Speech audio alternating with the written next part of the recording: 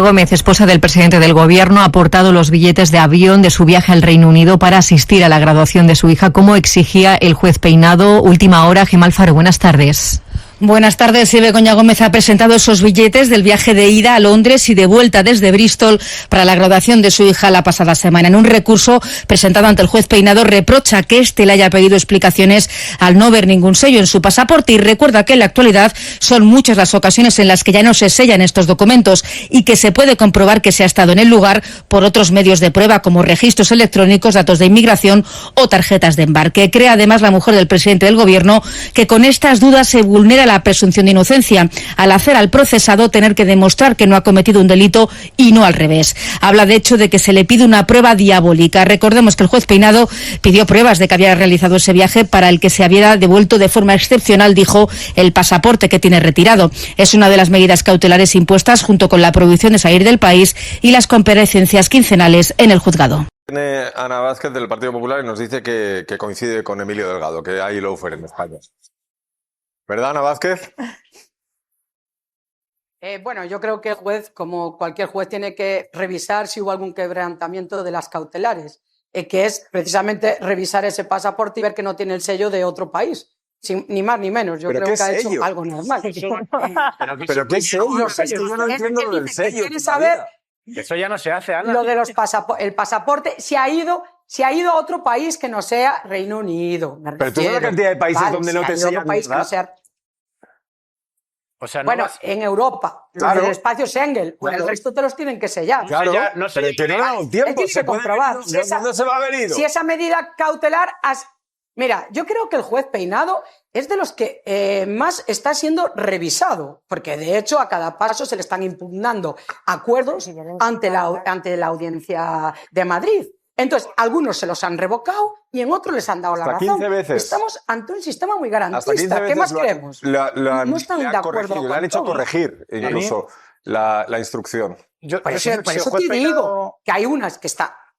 Si el juez Peinado tuviera el mismo celo en todos los casos, yo no le pondría un pero. Quiero decir, alguien puede ser muy celoso en el desempeño de sus funciones y no le pondría un pero. El problema es que cuando el juez Peinado juzgaba casos, por ejemplo, como el de Eduardo Inda y Martínez Almeida, se le pasó atender las prórrogas que solicitaba la acusación popular para poder ampliar la instrucción y acabó archivando la causa, ¿no? Entonces, según qué casos, la velocidad es de crucero y en otros casos, pues tiene despistes y eso olvida. ¿No te ha pasado a ti nunca? Que dices, hay cosas que le coges como más cariño. Sí, pues se ve que le ha cogido bastante cariño a la mujer del presidente, sí. Claro. Bueno, magistrado, ¿cómo ve usted el caso del juez Peinado? Ahora es pregunta comprometida, porque claro, se trata de un juez, hablando de otro juez.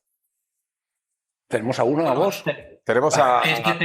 Ahí está. Sí, este tema, bueno, ha sido valorado en foros jurídicos, sobre todo porque no se entendían algunas cosas de esta providencia, ¿no? Porque parecía, si se leía, que dudaba incluso del propio viaje de Begoña Gómez al Reino Unido. Pero claro, yo creo que esto es un hecho notorio, que yo creo que han visto cientos de miles o incluso millones de personas. Yo ayer vi imágenes en varios medios que estaba Begoña en la graduación de su hija. Pero fíjese que Ana Vázquez decía que era algo habitual, que viendo que no se hubieran quebrantado las medidas cautelares que les había impuesto el juez Peinado. Pero ¿es habitual requerir el pasaporte de esa manera para decir a ver si se ha ido a otro sitio?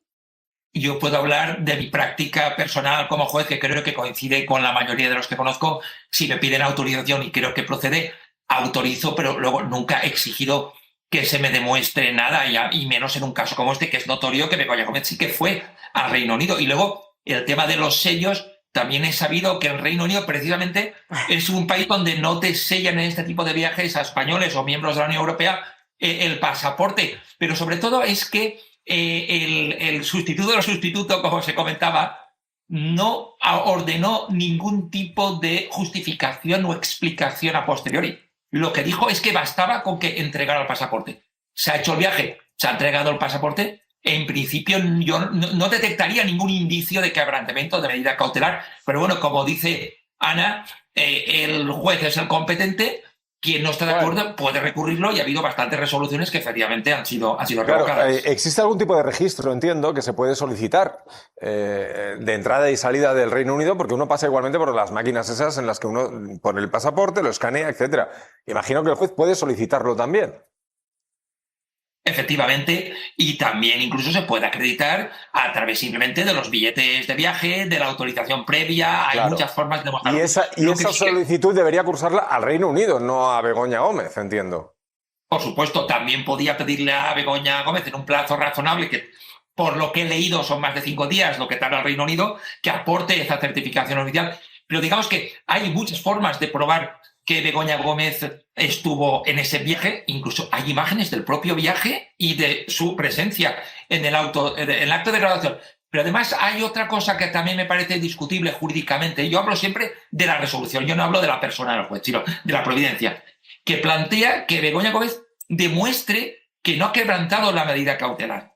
Eso es lo que el otro día en el programa, recordarás visto, creo que fue Paula Fraga, que nos dijo, hablaba de la probatio diabólica, ¿no? Sí. De la prueba diabólica. Es decir, que demuestre algo que no has hecho. Tienes que demostrar que no has estado en este país o no has estado en aquel. Eso no se puede demostrar. Ella puede demostrar que ha estado en Reino Unido, claro, y creo que le será difícil de demostrar. ¿Y cómo se demuestra? Exacto, que no se ha ido, que sea, ha pasado por Andorra a comprar galletas, yo qué sé. Yo lo que me pregunto es si esta gente, la presidenta del gobierno y su marido, cuando van a estos países... ¿Sabe usted que para ir a Londres ya no se pone sello en el pasaporte? ¿Cómo quiere que Begoña Gómez demuestre que ha estado en Londres en la graduación de su hijo? ¿No le gustó la decisión de su juez sustituto, de Antonio Viejo? ¿No le gustó? Le están diciendo que está acosando desde el gobierno a Begoña Gómez. Esta es la información de la mañana. Análisis a partir de aquí. Pedro Águeda, El Diario.es. Pedro, ¿qué tal? ¿Cómo estás?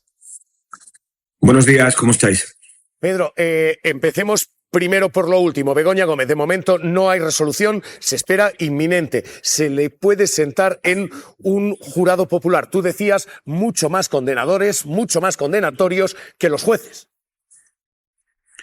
Efectivamente, pues hay más de un 90%, según datos del Consejo General del Poder Judicial, de condenas cuando el acusado se sienta ante un tribunal del jurado. En este caso serán 9 ciudadanos residentes en la Comunidad de Madrid, que no deberían haber tenido relación con el caso, pero que en esta situación sobre la mujer del presidente del gobierno es imposible que no conozcan y que no hayan sido bombardeados por las noticias que damos todos los días al respecto. Y se sentará ante un tribunal del jurado porque 2 de los delitos que se le atribuyen son, dice la ley, que deben ser juzgados por un tribunal ciudadano, son la malversación y el tráfico de influencias. Y es aquí donde la sección 23 de la sala deberá pronunciarse, pero sus decisiones anteriores no son muy halagüeñas para Begoña Gómez porque lejos de corregir las inferencias que hacía Peinado para atribuir el delito de malversación a Begoña Gómez y a la asistente, a Cristina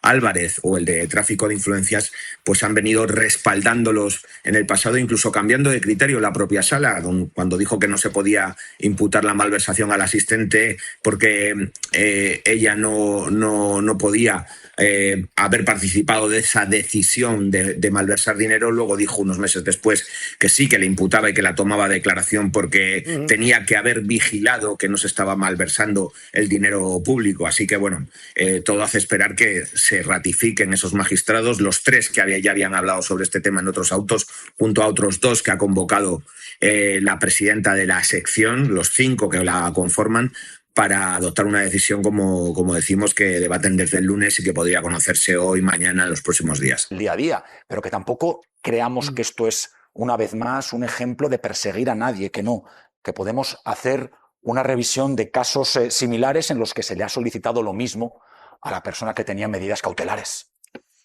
Bueno, supongo que serán casos que no son conocidos. Yo no sé si, Ana, tú conocías a alguien en estas circunstancias. No conozco a nadie que haya querido salir teniendo que pedir el pasaporte, pero en todo caso lo que demuestra el magistrado Peinado, como tantas otras veces, es su ignorancia supina, porque en Reino Unido hace mucho que no se sella el pasaporte, en Reino Unido y en otros países, y eso lo podía haber comprobado él antes de empezar a lanzar infundios, que no es la materia de un juez. La materia de un juez no es que tú demuestres tu inocencia, es que si tú tienes un indicio de que ella no ha ido a Londres, le digas, oiga, aquí figura que usted ha pasado el fin de semana en Buenos Aires, que tú imagínate la paliza, ¿no? Han salido unas fotos suyas en Buenos Aires. Demuéstreme que no ha estado en Buenos Aires, pero no lo que ha hecho el juez Peinado. Que es una tras otra, o sea, la causa en sí mismo es un despropósito. Pero Ana, lo que dicen, no sé si lo compartes, es que en el caso de doña Begoña Gómez, por su popularidad o por el ser la cónyuge del presidente del gobierno, hay estas imágenes, hay este conocimiento por parte de toda la ciudadanía de que a donde se desplazaba era a ver a su hija al Reino Unido, pero que en el resto de casos, al no tener a periodistas que incluso pueden ser más o menos molestos, se les exige esa documentación y que con ella no se podía hacer una excepción. Por tanto, que es verdad que en este caso a lo mejor parecía redundante, porque todos conocíamos dónde estaba en principio, pero que es una exigencia a cualquier ciudadano que tenga unas medidas cautelares. Es que, lo digo por salvaguardar la imagen de la justicia. Pero no es la exigencia de las pruebas de eso. Es que esas pruebas ya son telemáticas, no son impresas. Ya no se sella un pasaporte. Sí, pero una cosa es el error de pedir justo el sello, que ya no se pone en ningún lugar del mundo, no solo en Reino Unido. Yo al menos a los que he ido últimamente, y otra es pedir acreditación, que puede ser vía el QR, vía otros. O sea, su error es decir un sello, como si esto fuese el año 65, ¿no? Pero pedir que lo acredite como cualquier otro ciudadano, hombre, faltaría. Pero vamos a ver, es que la acreditación ya se la hizo él concediéndole el viaje. Bueno, pero tú tienes que presentar, mira, me voy justo a ese viaje, tiene que decirle, oiga, señora Gómez, que tengo indicios de que se ha saltado ese viaje o se ha ido a otro sitio o ha estado en Turquía con la inteligencia turca. Pero lo que explican es que el procedimiento no es a posteriori. Vamos a seguir hablando de jueces, de jurisprudencias y de... Es que los 5 magistrados de la sección 23 de la Audiencia Provincial de Madrid están ultimando ese auto con la decisión que tomaron en la deliberación del lunes, si llevan a Begoña Gómez ante un jurado popular o ante una sala de magistrados. Es la segunda vez que el juez Juan Carlos Peinado intenta esta opción, llevarla ante un jurado popular. Veremos lo que deciden. La decisión es inminente. ¿Por qué es relevante esa decisión? Este es el último regalo envenenado del juez Peinado, y es que los jurados populares tienden a condenar más que los jueces. En concreto, en 9 de cada 10 casos, un jurado condena al acusado, frente al 81% de los casos en procedimientos abreviados o al 84% en sumarios con juez. Lo que tenemos ahora mismo es un movimiento que puede predeterminar condenas. De hecho, esta es la estadística que denuncia el propio Consejo General del Poder Judicial, que ve que los jurados consistentemente, año tras año, siempre condenan más que los jueces, y que preocupa incluso a la magistratura, porque cada vez se envían menos juicios a jurado popular. Esta es ahora mismo la última jugada del juez Peinado, enviar esto a un jurado popular más proclive a condenar y de una audiencia provincial que ha corregido, sí, pero también enderezado posiciones de Peinado hasta encauzarlas. La Audiencia Provincial, el órgano que revisa, corrige, pero sobre todo guía a Peinado en el caso Begoña Gómez. Ahora resuelve una decisión de Peinado clave para la causa. El segundo intento del juez de llevar a la mujer del presidente ante un jurado popular. La primera vez le afeó su argumentación. No se hace un relato que comprenda los indicios verosímiles. Dijo que no habría jurado popular para Begoña Gómez si no justificaba mejor el auto. Una mejor delimitación del objeto del procedimiento. Fue el enésimo correctivo que le hace una instancia superior al juez Peinado. Entre otros, le ha parado los pies hasta en 5 ocasiones por no ver indicios para investigar el rescate de Air Europa. No conforme, Peinado ordenó a la UCO indagar y también le dijo que no. Se aprecia la existencia de hechos nuevos. Los magistrados de la audiencia también le anularon los registros de Juan Carlos Barrabés, el amigo de Begoña Gómez. No se ha justificado la necesidad, proporcionalidad, utilidad y excepcionalidad para acordar tal medida. Otro varapalo para Peinado fue el archivo de las imputaciones que ha realizado durante el transcurso de testificales. El rector de la Complutense, el delegado del Gobierno y el director del Instituto de Empresa. Procede a alzar la imputación por carecer de fundamento. Entre sus frentes abiertos también están sus peleas con el abogado de Begoña Gómez. Mi cliente ha declarado... Le impuso una multa por hablar con la prensa de 5.000 euros que fue anulada por un órgano superior. Porque no tiene nada que esconder. El mismísimo Tribunal Supremo ha intervenido en su instrucción tumbando la imputación del ministro de Justicia por su supuesta implicación en la contratación de la asesora de Begoña Gómez por... Absoluta ausencia de cualquier indicio mínimamente fundado o dotados de mínima verosimilitud, procede el archivo de la presente causa. ¿Volverá a ejercer la audiencia como el guardarraíles del caso Begoña? Esto es lo que afecta a la mujer del presidente del gobierno. En cuanto al hermano del presidente del gobierno condenado por prevaricación, a esta hora sus abogados preparan recurso y ha de ser prácticamente inminente correr entre 2 y 10 días. Pedro Gómez. Un recurso que podría tener que presentarse en septiembre por la cercanía del mes de agosto, un mes inhábil jurídicamente y que se va a basar en la nula participación de David Sánchez en la creación de ese puesto de trabajo que, según el tribunal sentenciador, era innecesario, vacío y hecho a su medida. Sin embargo, pese a todas las hipótesis que recoge esa sentencia, le absuelven de tráfico de influencias porque no ha quedado acreditado que alguien presionara a la Diputación para otorgarle ese cargo. De la lectura de la sentencia no se detrae la existencia de ningún dato objetivo que pueda derrotar la presunción de inocencia del señor Sánchez. Parece verdaderamente chocante que se le arrastre hacia esa creación ilícita o presuntamente ilícita de la plaza y, sin embargo, en la parte dispositiva nos encontremos con que solamente es condenado por eso que acabo de comentar, por la modificación de la nomenclatura de la plaza. La sentencia dice que ha habido cooperación en la prevaricación, pero deja demasiadas cuestiones abiertas y sin probar. Lo primero que establece es esto, que no ha habido tráfico de influencias, que nadie ha presionado para favorecer al hermano de Pedro Sánchez. Sin embargo, dice que se puede conjeturar, se puede aventurar que alguien hizo una presión previa o una influencia anterior que no se prueba. Se menciona, se constata, pero no se prueba absolutamente nada en el tráfico de influencias del que se absuelve, pero es que tampoco se prueba el supuesto favor político. Se conjetura de nuevo y se dice que se hizo un favor a David Sánchez, el hermano de Pedro Sánchez, por su relación de parentesco con una figura política señera y con quien sería futuro secretario general del Partido Socialista. Es verdad que sería después, pero las fechas no cuadran y la conjetura no cuadra. ¿Por qué?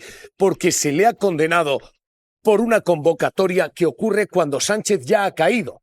Sánchez cae el 1 de octubre y no volvería a ser secretario general hasta un año después, cuando gana a Susana Díaz. En el momento en que se convoca esta plaza, Sánchez es un cadáver político.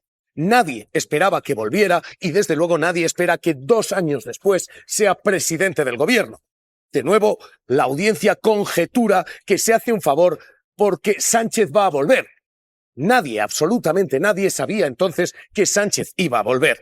Como tercera conjetura, se condena a David Sánchez por ser copartícipe en un delito de prevaricación. La prevaricación es un delito que solo puede cometer un funcionario público, dictar una resolución injusta a sabiendas de que lo es. Pero a él se le considera cooperador porque se presentó a la entrevista o porque presentó una solicitud en un concurso de méritos o porque participó en un proceso selectivo. Es mucha la conjetura que contiene esta sentencia hasta el punto de que justifica por qué condena con conjeturas, sin pruebas en algunos casos. Dice porque estos son pruebas indiciarias que se aplican en casos de delitos de despacho. Se establece la teoría de que en los delitos de despacho no hay documentos acreditativos y que, por tanto, se puede condenar. Escuchando no a los testigos, se dice de los testigos que no son relevantes porque pertenecen a una estructura piramidal, sino solo un testimonio, el del teniente coronel Balas, el de la UCO, la Unidad Central Operativa incorporada a esta causa. Con toda esta conjetura y con esa base probatoria se condena a David Sánchez.